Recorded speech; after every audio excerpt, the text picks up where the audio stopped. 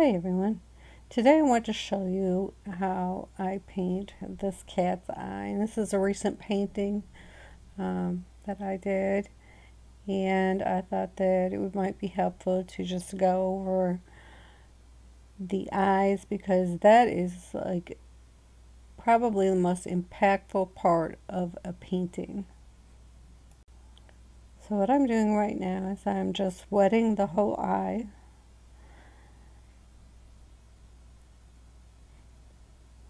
And these are the colors that I'm using. After I wet the eye, I just start dropping in the yellow. And in this particular one, I did not put a light spot in the eye because the light spots are very small. Normally, I would paint around the light in the eye and preserve the white of the paper. The key to getting your eyes to turn out really well is going very, very light washes to begin with. You don't want to try to paint the eye immediately and have it be from start to, okay, I'm finished. That's probably a really important thing to do. And there's like a stage in there that you have to look at for a while as you're painting while it's drying. That's, not that attractive. But by doing that, it's going to, your eye will have a lot more depth because of the layers.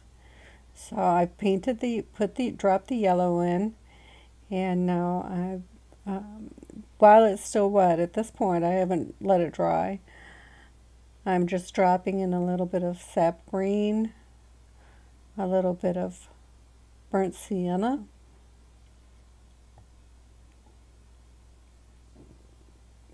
and I went ahead and put a little more of my yellow in just to bring up the intensity of the color. Now with the black, and it's not a black, I use neutral tint, and the one that I happen to be using is from Van Gogh, and it doesn't have a green cast to it, so I really like that. This cat's eyes are very yellow, so I'm wanting to be real careful and preserve that yellow. But it also has the green, and I want to give the eye depth. And as you can see, by putting the green around the edge like that, it starts to look like a ball, a marble.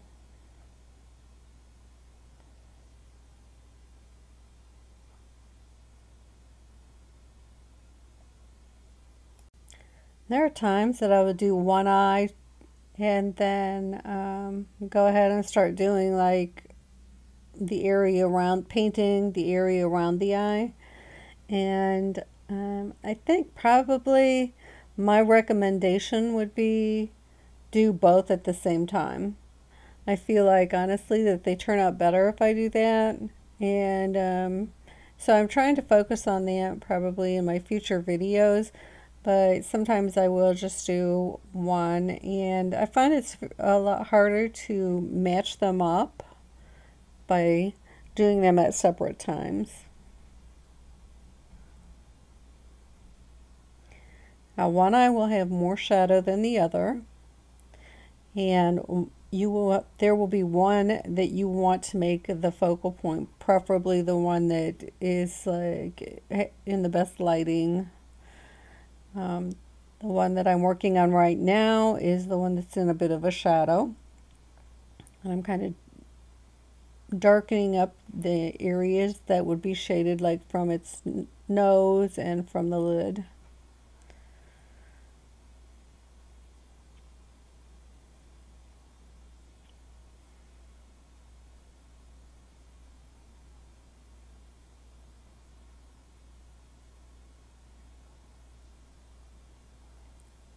You just really want to take your time. Now I'm putting in my black, which is my neutral tint, and it's quite a watery mix. Now I've just wet my brush, rinsed it and wet it, and I'm just gently going around the edges of the eye to soften it down. You don't ever want just like a real hard edge for a pupil.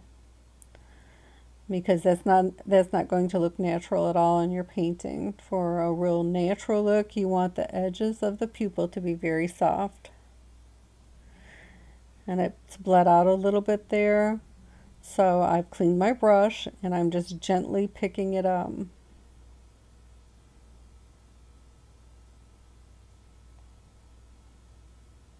And this is the point now where I stop on the eyes and I let them dry. Now that the eyes have dried, I'm coming back to them. I'm just sharpening up and deepening the color a little bit in the pupils. I've mixed some Naphtha Red by M. Graham with my neutral tint, just to give it a little hint of color instead of being just a black look. And it's fairly thick. I would call it like milk. And I'm just gently going around the eye. The eyes were very outlined in this cat. They have real dark edges around her eyes.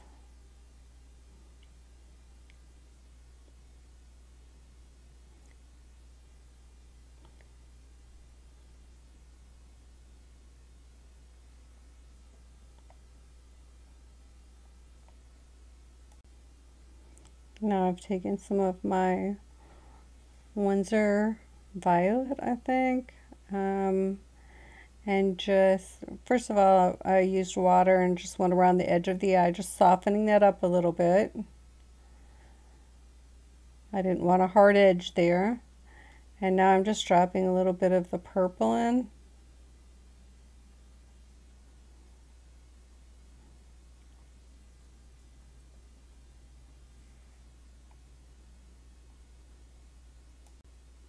One thing I'd like you to notice right now is that how light the eyes have dried. Watercolor lightens as it dries. So now I'm going back in and reshading this eye, which turns out lovely because it's layering. And I'm using very transparent paints. I do not use opaque.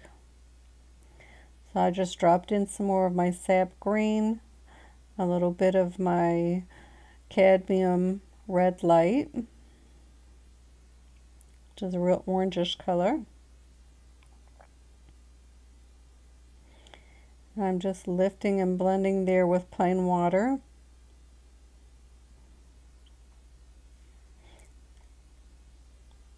You can see how it looks shaded. It looks natural, like the lid is causing a little bit of a shadow down on the eye and the edge of its nose.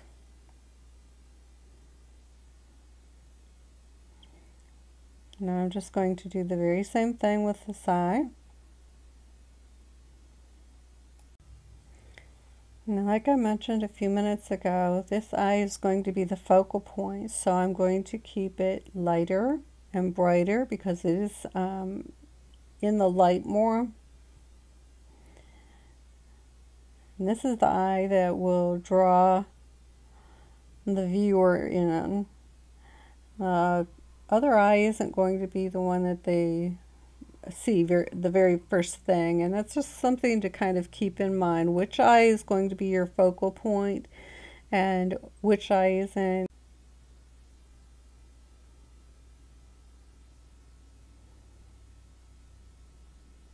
So now I'm just working on my shading where it would be a little darker under the lid and on the side of the lid, and where, if you think about a marble or a ball, where the curve goes down, it darkens.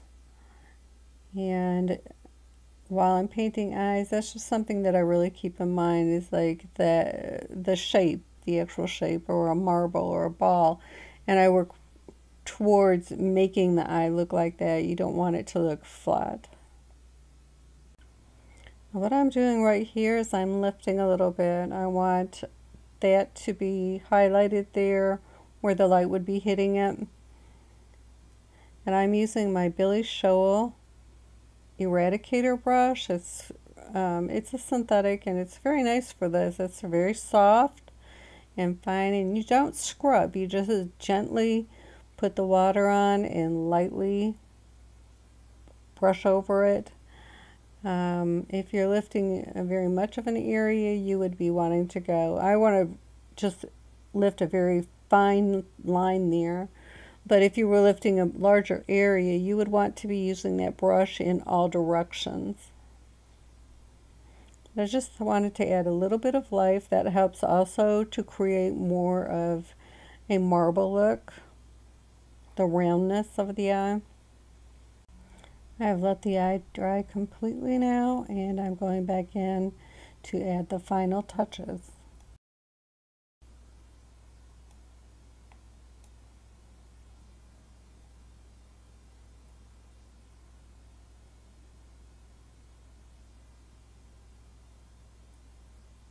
And I just dab that with my finger to tone it down a little bit. You can use a paper towel or whatever, but I stick my fingers on my paintings.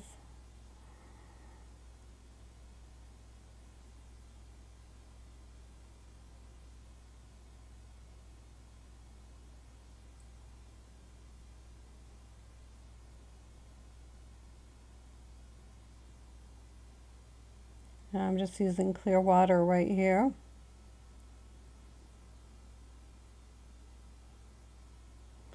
I just didn't want a big hard white line there.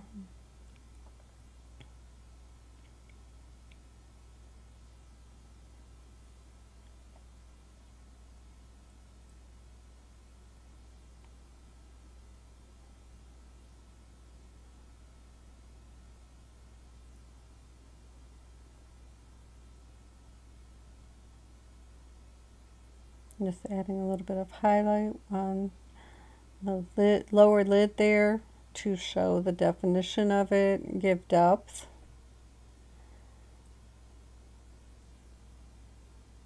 Like I said in the beginning of the video, I normally leave a white spot, but the white spot was so tiny in this cat's eyes that I chose to just do it with my paint.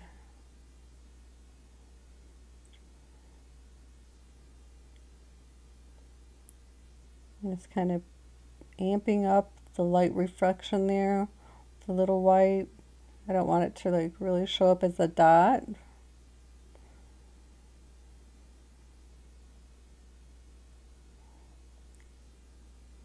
And that's how I paint my cat eyes. And if you'd like to see more of my work in real time with a voice, please consider joining me on my Patreon. It's $6 a month. Thanks for watching.